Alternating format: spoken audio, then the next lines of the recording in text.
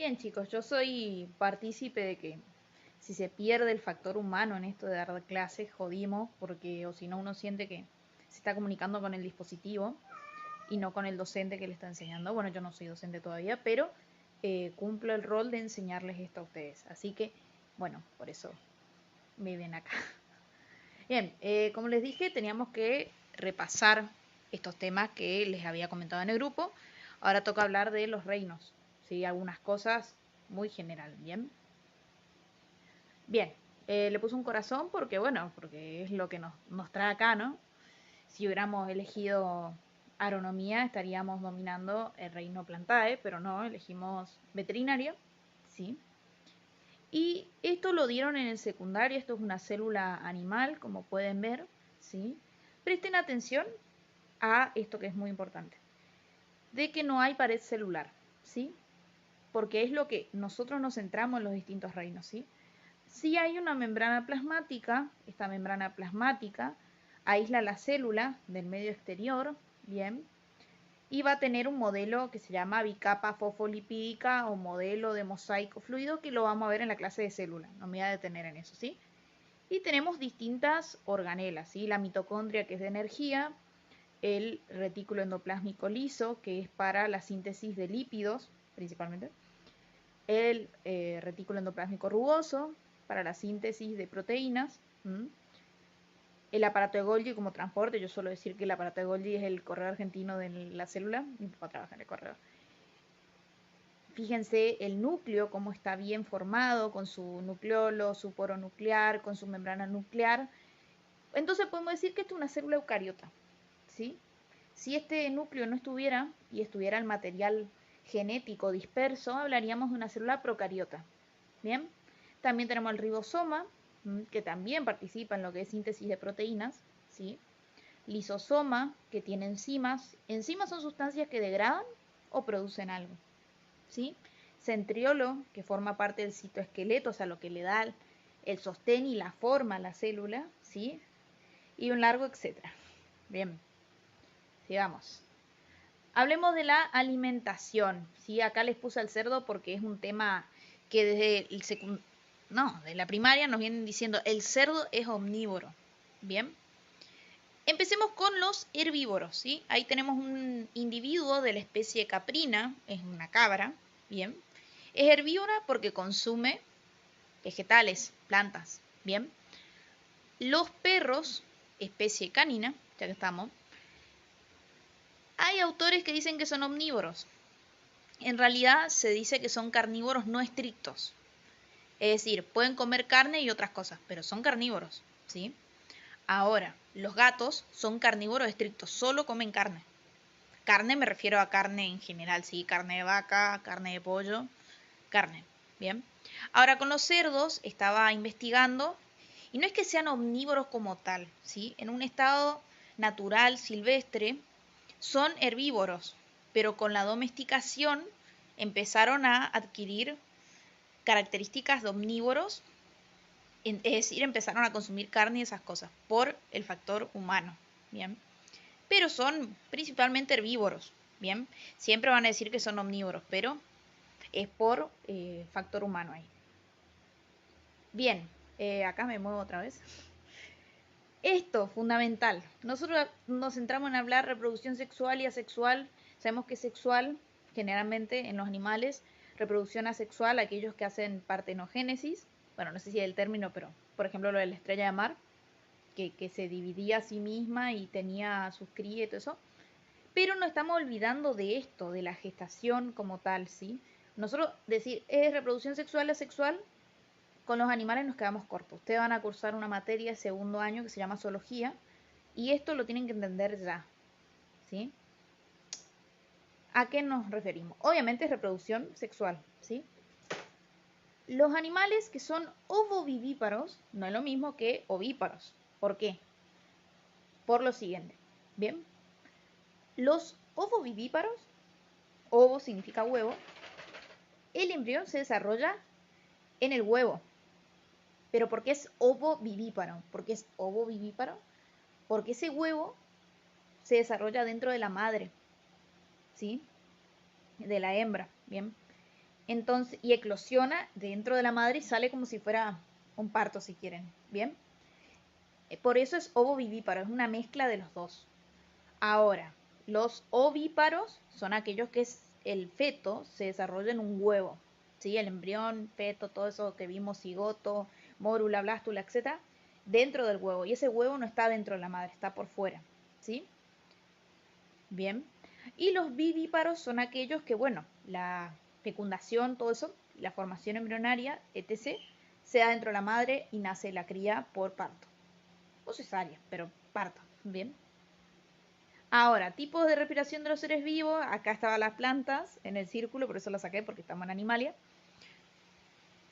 Recordemos que cuando hablamos del reino Animalia estamos hablando de los insectos también, ¿sí? Los insectos son animales, ¿sí? Por eso ven ahí, no sé si es un grillo o qué, está incluido, ¿bien? Ven un gusano, también está incluido, ¿bien? Seguro va a tener su nombre técnico que no recuerdo. Todo esto es muy zoología, ¿bien? Ven un pez y ven una persona. Bueno, respiración pulmonar nosotros lo podemos adaptar a los perros, a los gatos y todo eso que vamos a ver, ¿sí? Vacas, caprino, etcétera. Ya sabemos que respiran a través de los pulmones. Pero los animales, como decimos, no son solo estos, también tienen otro tipo de respiración. Los insectos respiran a través de su tráquea, bien, porque a medida que va evolutivamente los animales van desarrollando más estructuras de los distintos aparatos, se hace más específico. Entonces podemos decir que en esos insectos llega hasta la tráquea y de ahí todo el tema respiratorio. Hay otros individuos que el intercambio de oxígeno y dióxido de carbono se da por la piel nada más, respiración cutánea. Y otros que se da a través de las branquias, este intercambio de oxígeno y dióxido de carbono con el agua, ¿sí? Que son los peces. Bien, y nosotros ya sabemos, a través de los pulmones, inhalamos, ¿sí? Oxígeno, se da todo el intercambio gaseoso, alveolo y capilares, exhalamos dióxido de carbono. Bien, pero es importante que los animales no se quedan con respiración pulmonar, hay más. Bien, verán que lo estoy haciendo muy a todo pedo, pero bueno. Ahora, respecto al reino Plantae, ¿qué primera diferencia encuentran acá? ¿Sí? Me tomé el tiempo de investigar, ustedes me van a decir la vacuola y yo les voy a decir que no, porque también hay vacuolas cerca de la membrana de la célula animal. Me van a decir el peroxisoma, también hay peroxisoma en la célula animal. Hay dos diferencias marcadas. Uno, la presencia de pared celular, ¿sí? Que hasta ahora no la mencionamos. Y otra, la presencia de los cloroplastos, que contienen la clorofila, que sirve para la fotosíntesis, su síntesis de alimentos, ¿sí? Y le da el color verde. Bien. La pared celular es como una cubierta extra, porque verán que tiene membrana plasmática, ¿sí? ¿Y para qué sirve esta? No, perdón, ¿qué contiene esta pared celular? Contiene los hidratos de carbono o glúcidos o azúcares estructurales, ¿sí? Como son la hemicelulosa y las pectinas. Bueno, en realidad no todos son glúcidos, pero bueno, la celulosa sí. Bien, pero también hay otros tipos de azúcares que son de almacenamiento nomás, tipo lo guarda para usar como energía, como es el almidón. Bien, el animal tiene un azúcar de depósito, sí, y se llama glucógeno, pero bueno, no importa, no va a eso. Dos cosas, pared celular y cloroplasto. Bien, todo el resto verán que se mantiene. Bien, ahora en cuanto a la respiración, tienen una respiración de tipo celular. Bien, estas plantas no tienen pulmones, respiración cutánea no se dice porque no tienen piel, en teoría, no tienen branquias, ¿sí?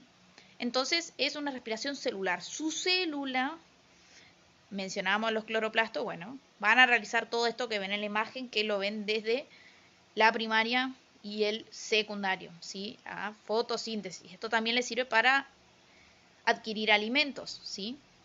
Porque todo esto que hace produce azúcar, que es su comida, la glucosa, ¿bien? No solo nos proporciona el oxígeno, sino que también forma el azúcar que es para su autoconsumo, si se quiere.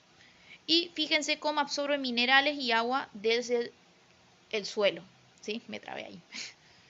¿Y cómo es inverso a la respiración de los animales? ¿Sí? Nosotros inhalamos oxígeno y expulsamos dióxido de carbono. Ellos inhalan nuestro dióxido de carbono y del ambiente y expulsan oxígeno. Bien. A ver, acá me siento yo y ustedes se sientan conmigo, porque es más complejo. Las plantas pueden tener, al igual que los animales, reproducción asexual y sexual, ¿sí? ¿Qué sucede con esto? Acá podemos decir que se divide a sí misma y de ese pedacito sale otro pedacito, no sé qué. Más o menos. Pero fíjense cómo depende de la estructura, o no sé cómo se diría exactamente, de las plantas. ¿Sí? Va a haber plantas que son tubérculos, otras con forma de bulbo, rizomas, estolón y esqueje. Desconozco, no soy botánica, no me interesa estudiar agronomía, pero fíjense las plantas que hay, ¿sí? Papa, remolacha, ajo, cebolla, etcétera, para ubicarnos en algún ejemplo de algo que conozcamos nosotros, ¿sí? A ver, ¿qué nos está queriendo decir acá? No hay formación de gametos, ¿sí? No hay unión de células sexuales para que se forme un nuevo ser, ¿bien? Por eso es asexual. Fíjense, tenemos en la papa, el primero, un tallo subterráneo, ¿sí? Debajo de la tierra se va a formar la nueva papa, digamos, ¿sí? A través del tallo de la planta madre, si se quiere. Ahora, en el caso de la cebolla, por ejemplo, se da por hojas modificadas, es decir, de sus propias hojas se forman las distintas estructuras. Hijas.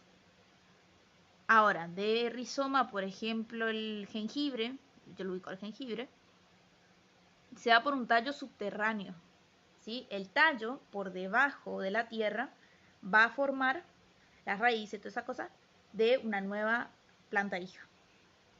En el tallo superficial, ese tallo está a simple vista, es lo mismo. Ahí tenemos de ejemplo a la frutilla, ¿sí? Al trébol. Y después ahí en el último, la lavanda, por ejemplo, es por un fragmento del tallo, es decir, del tallo, que ustedes saben que era fruto, hoja, tallo y raíz. Bueno, del tallo, una partecita, sale la planta hija, si se quiere. Yo estoy haciendo los gestos así, no sé ni si se ven. Ahora, acá tenemos dos tipos de reproducción sexual de las plantas que depende si poseen flor o no poseen flor. Esta es para las que poseen flor, ¿sí? ¿Qué sucede?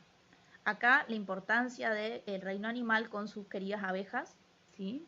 Fíjense que, como nos muestra, hay una floración, primero hay una germinación, ¿sí? Hay una semilla, esa semilla crece, crece, crece y sale la flor. De esta flor tiene el polen, ¿sí? Este polen lo que va a hacer, al revés, perdón, tiene sus estructuras, ¿sí? Y puede pasar dos cosas, o que la abeja venga y como y deposita el polen, o que extraiga el polen y lo deposita otra flor. Bien, en este caso trae el polen, ¿sí? O algo así, creo que se entiende. Entonces ahí la polinización, ¿sí? Entonces eso cuenta como una especie de fecundación. Bien, ya saben qué es fecundación. Se unen dos gametas, femenino y masculino, bla, bla, bla. Hay fecundación. De esta fecundación hay una fructificación, o sea, se forma el fruto. Bien, no siempre fruto significa fruta. De ese fruto sale la semilla. Y esta semilla es la que va a ir al suelo y después germinar y salir como una planta nueva. Algo así. Ahora, después hay otro tipo de reproducción sexual que es por esporas, ¿sí? La planta forma esporas, como pueden ver, son estructuras así circulares, que si el suelo tiene las condiciones adecuadas, germina. Nada más que eso. Ahora, respecto al reino fungi, que son los hongos, primero es importante que hay dos tipos de hongos, los que son moho y los que son levaduras, ¿sí? ¿Por qué lo digo? Ya lo van a ver todo esto en microbiología, pero en base a eso también va a tener que ver las condiciones para que produzcan enfermedad y todo eso, ¿bien? La estructura básica del hongo es la hifa, ¿sí? La hifa. Te dicen célula fúngica, hablen de hifa. Y estos son los componentes de la hifa, ¿sí? De esa estructura. O podemos decir que la hifa está formada de varias células. Fíjense todo lo que contiene. Contiene cuerpos lipídicos, jamás habíamos hablado de eso. Hay un poro que divide entre células de toda esa hifa, tampoco habíamos hablado de eso. ¿Sí? Y el resto no es muy distinto.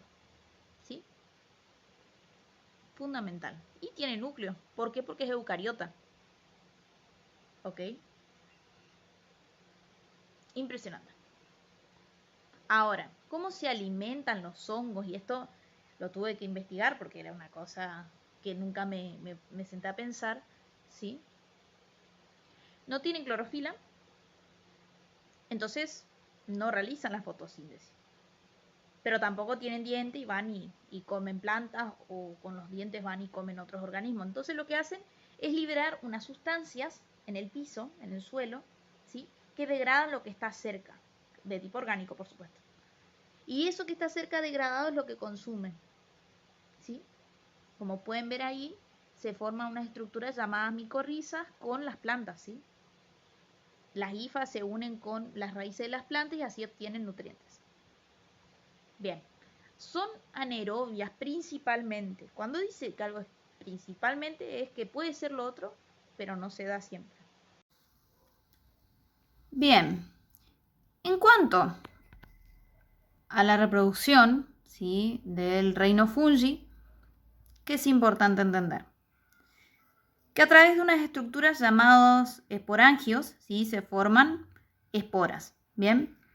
Y que a través de estas esporas van pasando distintas etapas, ¿bien? ¿Por qué? Porque hay una estructura llamada hifa, ¿sí? Y esas hifas se unen a través de sus estructuras, ¿bien? Fusionan sus núcleos y la espora, ¿bien?, germina. Como pueden ver, dijimos esporas y germinación. Bueno, la espora germina, ¿ok? Y así empieza el resto del ciclo. Germina, se forma el micelo, ¿sí? Estas esporas siguen produciendo más estructura. Del micelo sigue la etapa de germinación, bien, se sale de la reproducción asexual, empieza una reproducción sexual, ¿sí?, con distintas etapas. La plasmogamia, en que se fusiona el citoplasma, ¿sí?, ya es heterocariótico. La cariogamia, que se fusionan los núcleos, se forma el cigoto, sigue la meiosis, ¿bien? Y nuevamente, las esporas producen estructuras y así el ciclo sigue con gran continuidad. Ahora, el reino bacteria, ¿sí?, fíjense, acá tenemos la estructura. Ustedes con ver de entrada me tienen que decir es procariota.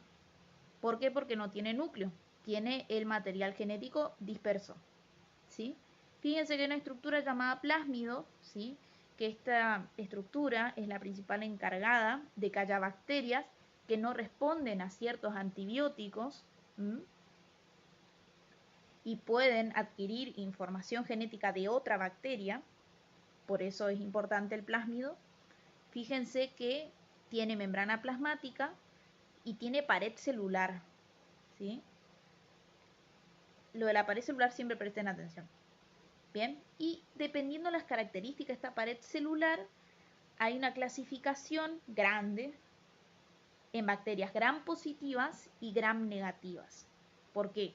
Porque gram era una tinción que se hizo, ¿sí?, y había bacterias que se teñían de un color y otras que se teñían de otro color, dependiendo de lo que tenía esa pared celular. Es carácter taxonómico. Fíjense, tiene pilos y flagelos. Estos pilos van a tener mucho que ver cuando hablemos de la reproducción de estas bacterias, y el flagelo es para locomoción. La alimentación, les voy a dejar un video que encontré que les explica bien, son muchos tipos de alimentación que tienen las bacterias.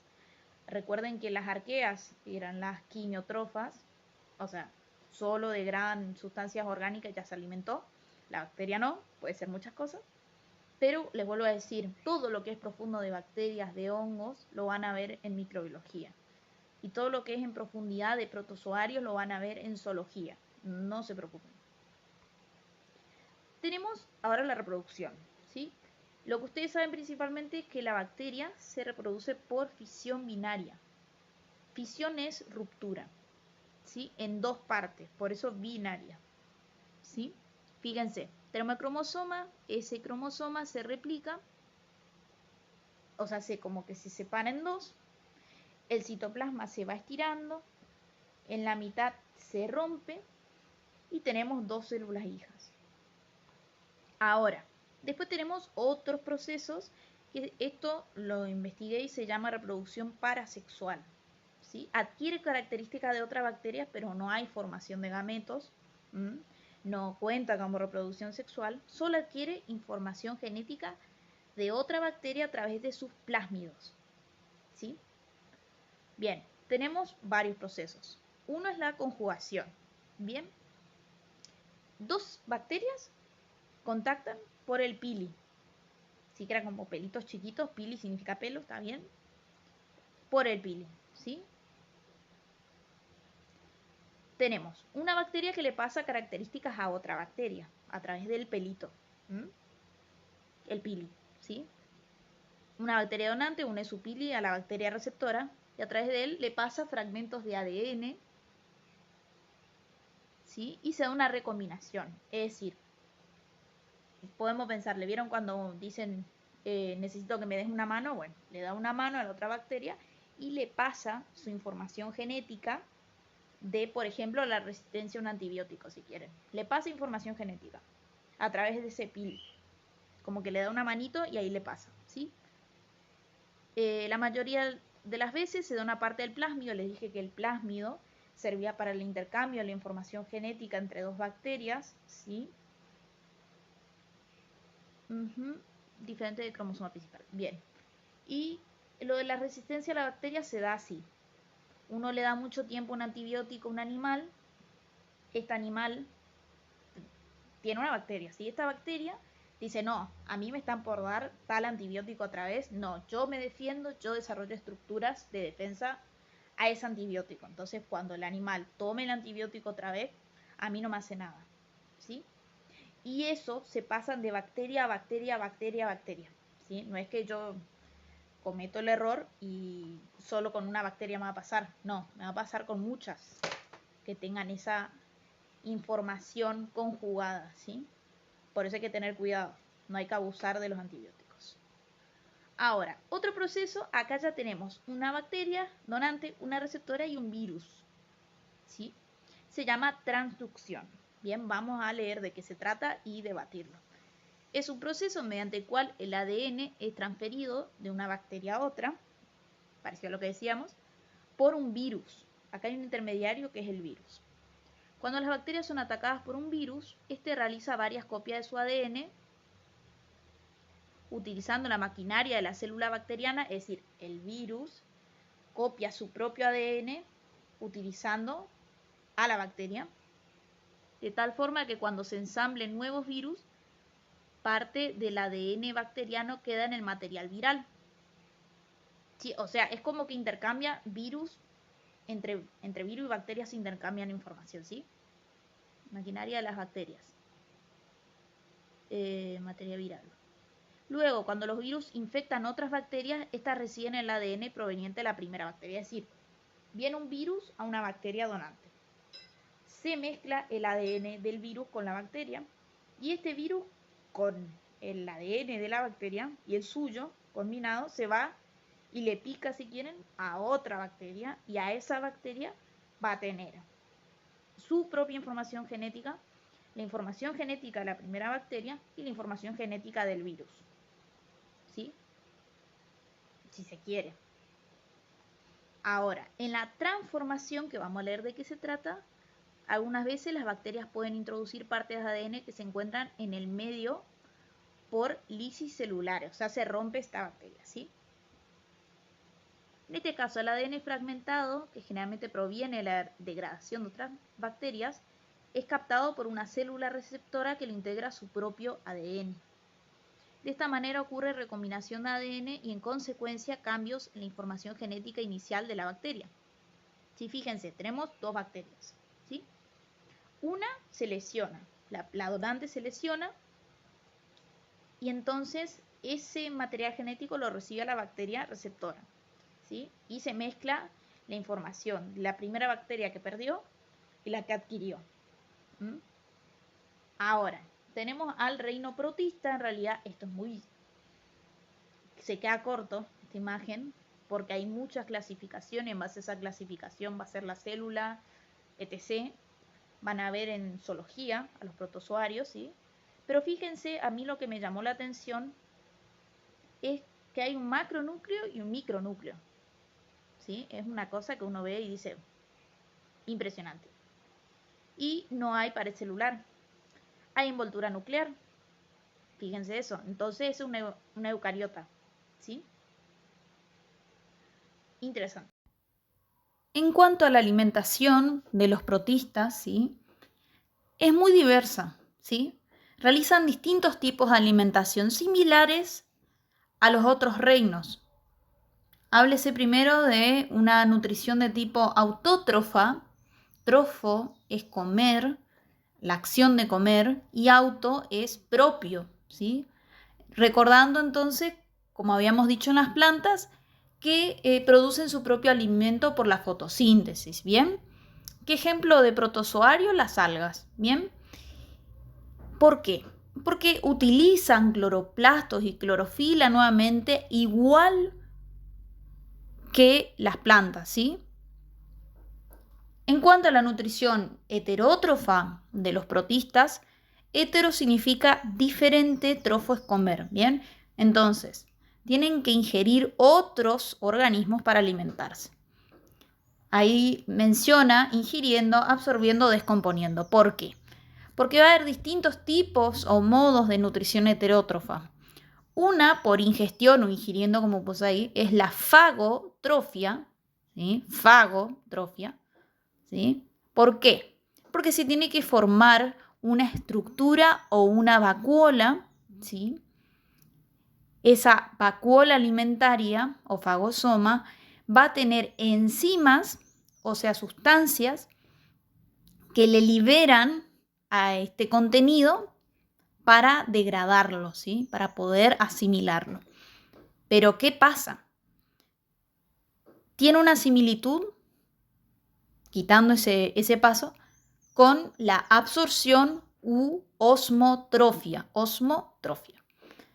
que ambas envuelven, ¿sí?, a la sustancia a ingerir con su membrana celular, ¿sí?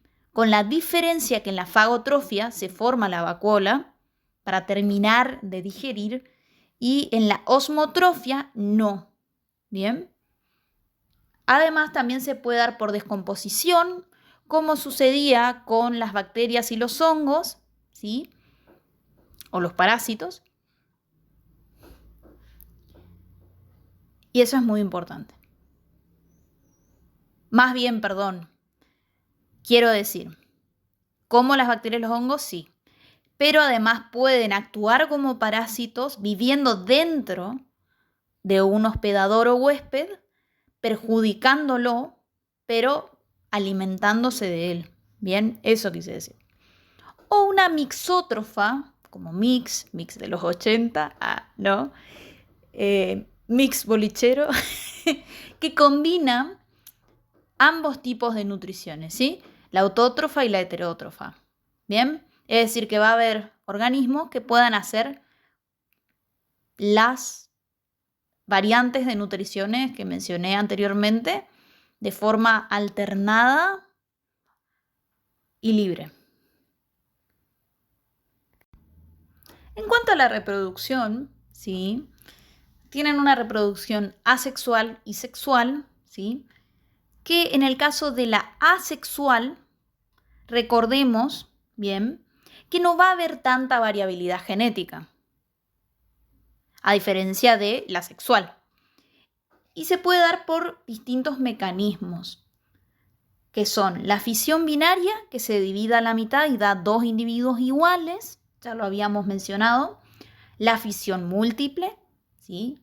La cual se divide varias veces, no solo una vez, la gemación, ¿sí? Que a través de una protuberancia o yema se desarrolla un nuevo individuo, muy similar a cuando apretamos un barrito, un granito, y sale, parecido, asqueroso, pero parecido. La esporulación, bien, la cual forma esporas y las libera al ambiente, y estas esporas son muy resistentes a condiciones ambientales. Eso es muy importante. Algo de esporulación hablamos en hongos, bien, pero es una estructura resistente, ¿sí? Y esos son los modos de reproducción asexual. En cuanto a la reproducción sexual, hoy es noche de... No, no, por ahí no vayas. Están la conjugación, la fusión de gametos o singamia y la fusión de esporas o autogamia o citogamia. En la conjugación, dos protistas se unen, comparten su ADN y de esa forma intercambian el material genético. ¿Sí?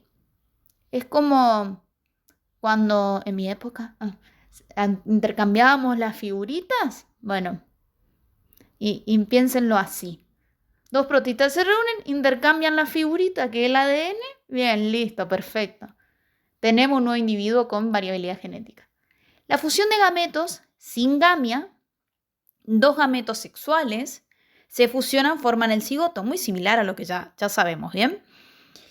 Y la fusión de esporas, bien, o autogamia, las esporas, esta estructura de resistencia que yo decía que salían, bla, bla, bla, bueno, las esporas se unen y forman un cigoto.